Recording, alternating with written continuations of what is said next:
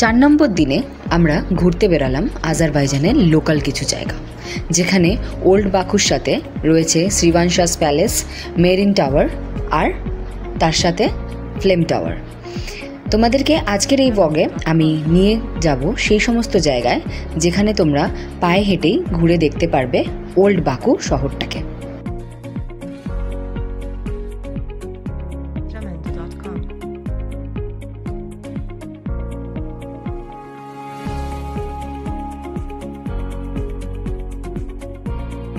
বাকুর রাস্তাঘাট যত দেখবে ততই চোখ ধাঁধিয়ে যাওয়ার মতো।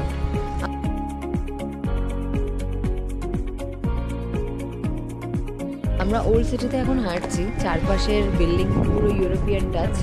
অ্যান্ড তার বাকুর ক্যাসপিয়ান সি প্রায় 60 কিলোমিটার এরিয়া জুড়ে রয়েছে।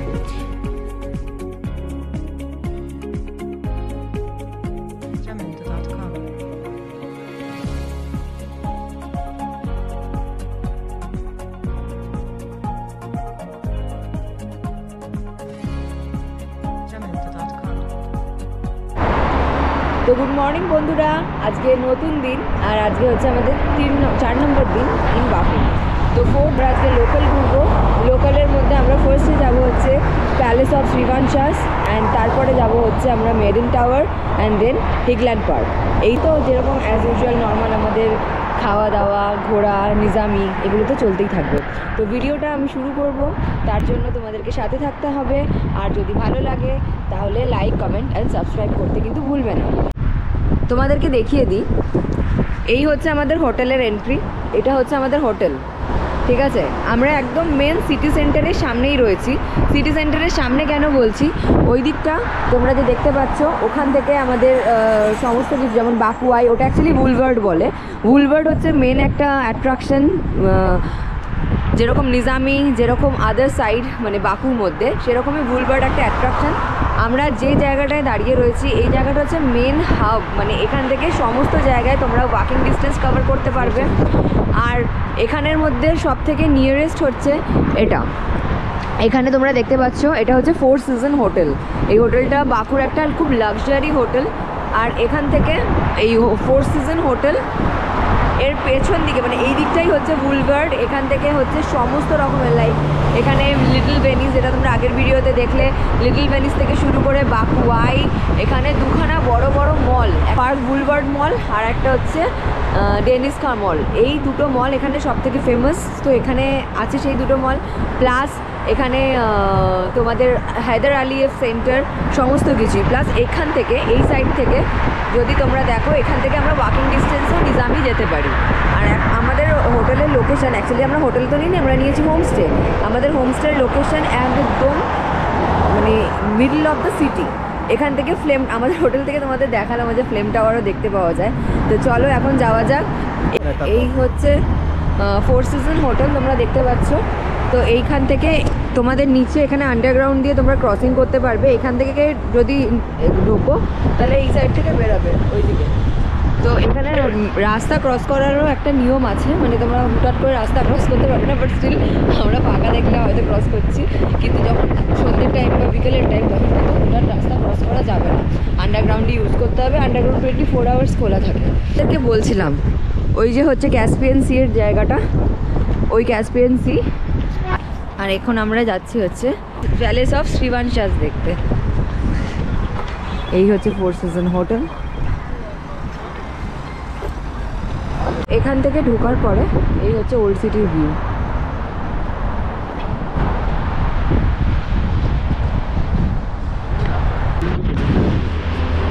তোমাদেরকে একটা কথা আমি বলতে চাই, সেটা খুব গুরুত্বপূর্ণ কথা ইয়ংসদের জন্য, সবার জন্য হচ্ছে এখানে কিন্তু স্মোকিং সব জায়গায় অ্যালাউড না, যে এখানে স্মোক করা যাবে না বা কিছু। স্মোক করে যেখানে সেখানে কাঠি ফেললে হবে না, এখানে ডাস্টবিন রয়েছে, সেখানেই কিন্তু তোমাদেরকে ফেলতে হবে। আর এখানে প্রত্যেকটা মানুষ ইভেন প্রচুর পরিমাণে স্মোক করে।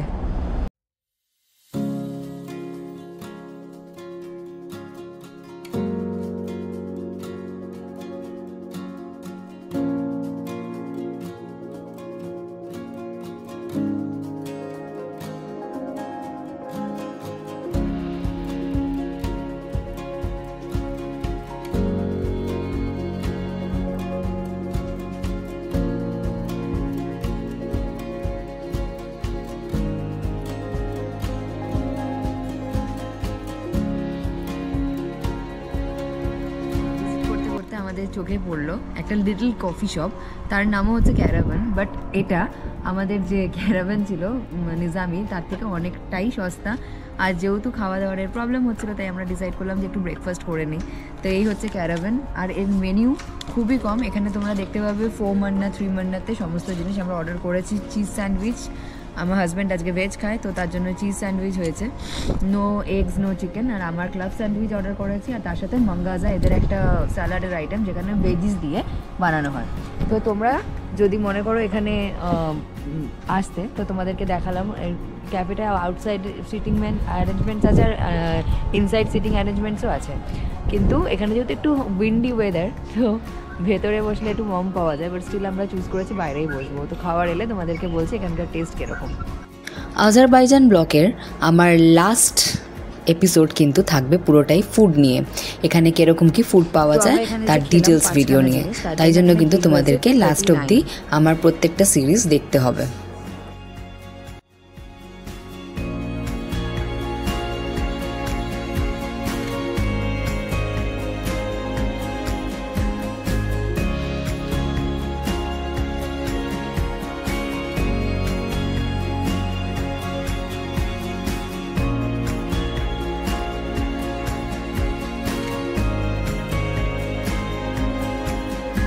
এখানকার রাস্তা তোমরা ইজি, তোমার ম্যাপ অন করেই যেতে পারবে, এখানে কোনো প্রবলেম হয় না।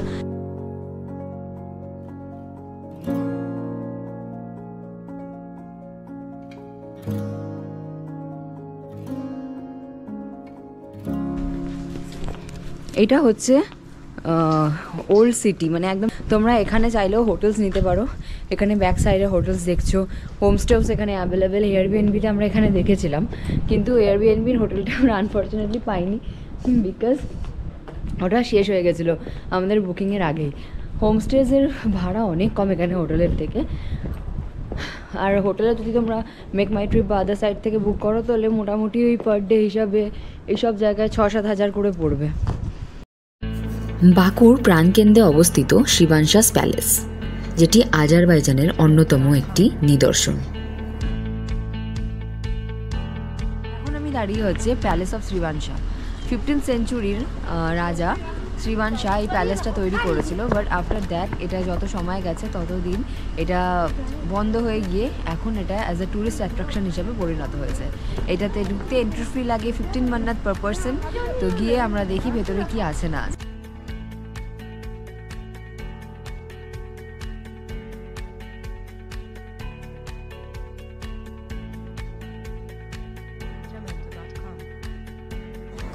শ্রীবানশা রাজবংশ প্রায় 1000 বছরেরও বেশি সময় ধরে শিরভান অঞ্চলে শাসন করেছিল, এবং 15 শতকের এই প্রাসাদটি নির্মাণ তাদের দক্ষতার শীর্ষে পৌঁছেছিল।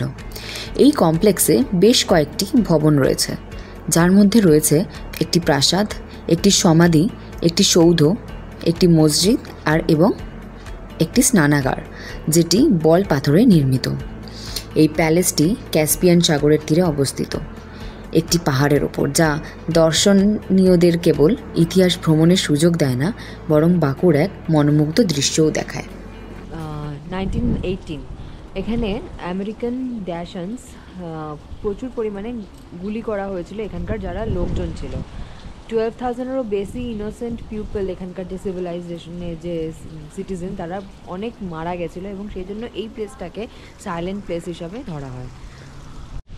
আমরা যে বিল্ডিংটাতে এন্ট্রি নিচ্ছি, এটা হচ্ছে শ্রীবানশাস রেসিডেন্সিয়াল বিল্ডিং। এখানে এসে লোকের, মানে এখানকার লোকেরা 14 আর 15 সেঞ্চুরিজের এখানে এসে থাকতে হয়। এখানে 2টো ফ্লোর আছে, ফার্স্ট ফ্লোর এবং সেকেন্ড ফ্লোর। ফার্স্ট ফ্লোরটা এখানে হচ্ছে লিভিং হিসাবে থাকতো, মানে লিভিং ডাইনিং হিসাবে লিভিং স্পেস, আর তার ফ্যামিলি থাকতো তার ওপরের প্লেসে।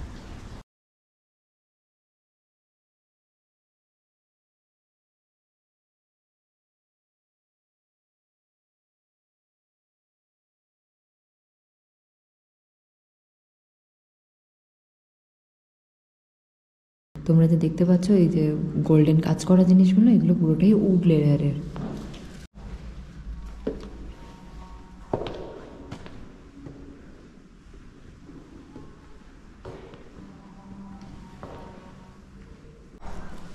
এই যে জায়গাগুলো দেখতে পাওয়া যাচ্ছে, এখান থেকে সূর্যের আলো পাস হতো এবং যখন এখানে পাস হতো এখানে পড়তো এবং সেগুলোর থেকে একটা আলাদাই কালার এখান থেকে বেরোতো, এটাই এখানে বলা হচ্ছে এই ইয়ের মধ্যে, এবং জিনিসটা অনেক বেশি সুন্দর দেখাতো। এখানে একজন পোয়েট লিখেছিল, when light passes through the window to fall upon the ceiling full of decorative designs and stars shine from within a blue glow of the dome। 15th সেঞ্চুরিতে এরমভাবেই এই রুমটাকে ডেসক্রাইব করা হয়েছে। এগুলো কপারের বানানো জুয়েলারি।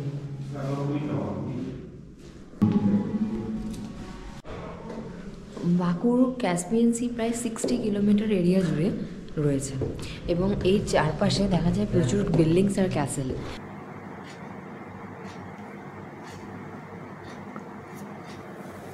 যার ছবি তোমরা দেখতে পাচ্ছ ইনি হচ্ছে হায়দার আলিয়েভ। এনার নামকরণেই এখানকার এয়ারপোর্ট এবং এখানকার যে মিউজিয়াম সেটা নামকরণ করা হয়েছে। তো এই সাইডে আমি তোমাদের দেখালাম 20th সেঞ্চুরিতে এরা কীরকম জামা কাপড় পরতো। বাকু প্রথম থেকেই বহুত রিচ, মানে কপার বা সিলভার দিয়ে এখানকার জুয়েলারি তৈরি করা হতো। এখানে ন্যাচারাল রিসোর্সের দ্বারা তৈরি, মানে বা কপার, গোল্ড, সিলভার এই সমস্ত কিছু, এবং এগুলো প্রত্যেকটাই কিন্তু ট্রেডিং হয়, ইভেন এখান থেকে ট্রান্সপোর্টও হয়, এখান থেকে অন্য জায়গায় ট্রান্সপোর্টের হয়, কিন্তু এখানে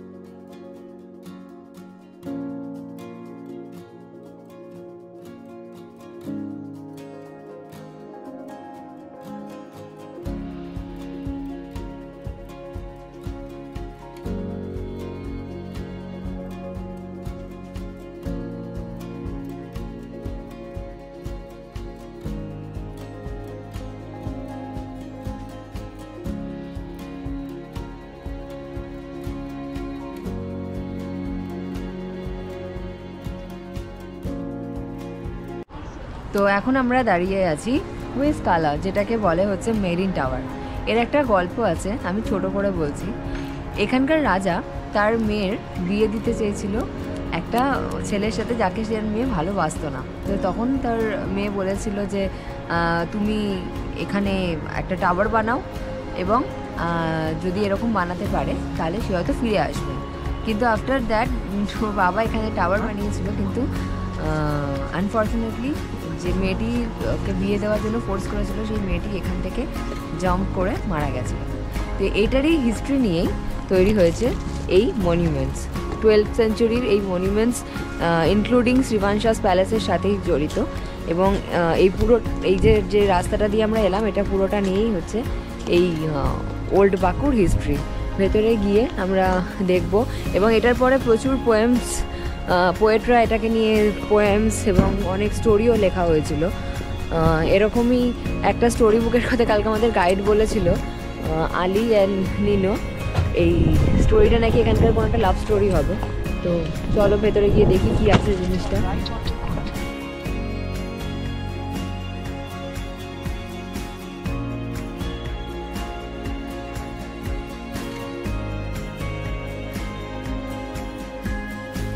এখানেও এন্ট্রি নিতে তোমাদের টাকা দিতে হবে, মানে টিকিট কাটতে 15 মান্নাত পার হেড।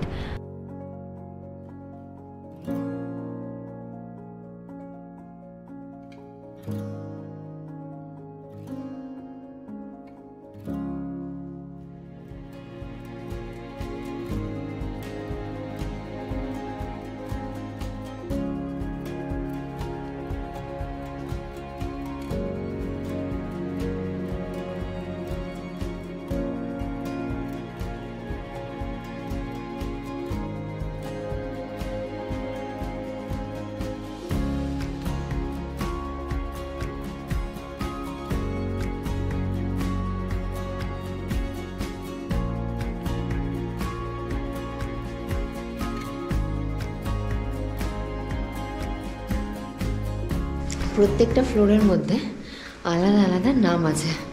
এই ফ্লোরটার নাম হচ্ছে ডিফেন্সিভ টাওয়ার।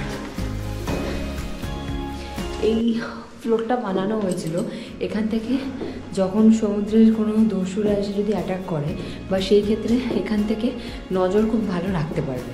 তো সেই জন্য ওদের সব থেকে এই ফ্লোরে এই টাওয়ারটা বানানো হয়েছে, এবং এখানে দেখো অস্ত্র রাখা রয়েছে।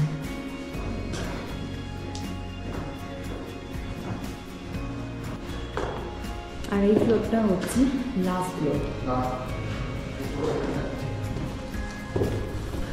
লাস্ট ফ্লোর হিসাবেই বলেছে। এবার উপরে ওপেন, চলো যাই কি আছে দেখার জন্য।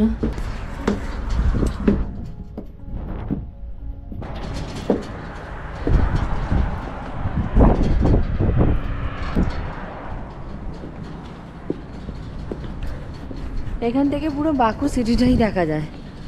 পেছনে ক্যাসপিয়ান সি, এদিকে ফ্লেম টাওয়ার।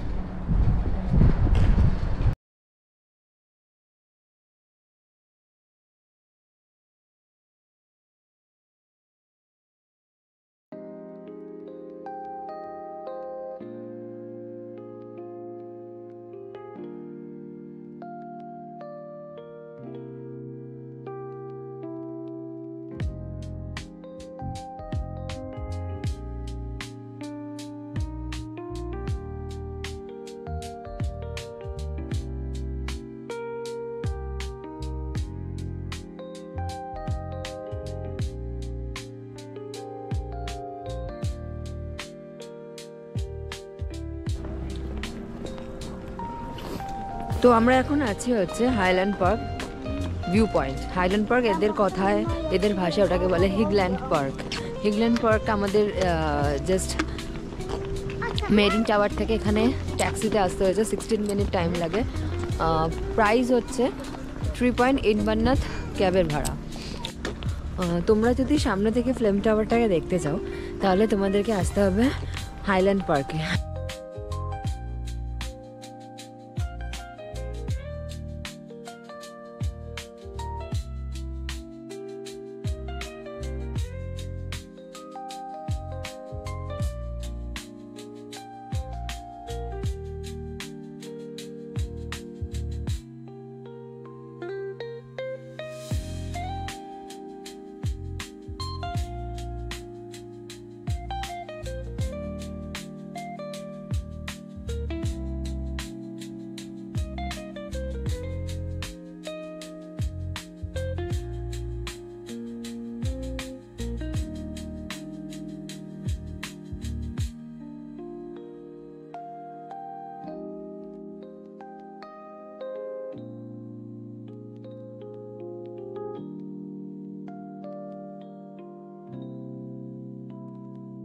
আজকে আজারবাইজানের মার্টিয়াস ডে, তো পুরো হিগল্যান্ড পার্ক পুরো সাজিয়েছে।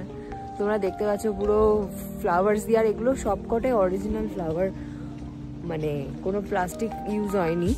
এবং এত সুন্দর লাগছে রাস্তাটা, তেমনি পরিষ্কার করা হয়েছে। রোডও ব্লক, অন্য সাইড দিয়ে যেতে হচ্ছে। প্রচুর ভিজিটার্স, তারা এখানকার লোকেরা সবাই এটা দেখতে এসেছে। এখানে প্রচুর পরিমাণে ভিড়ও হয়েছে আজকে।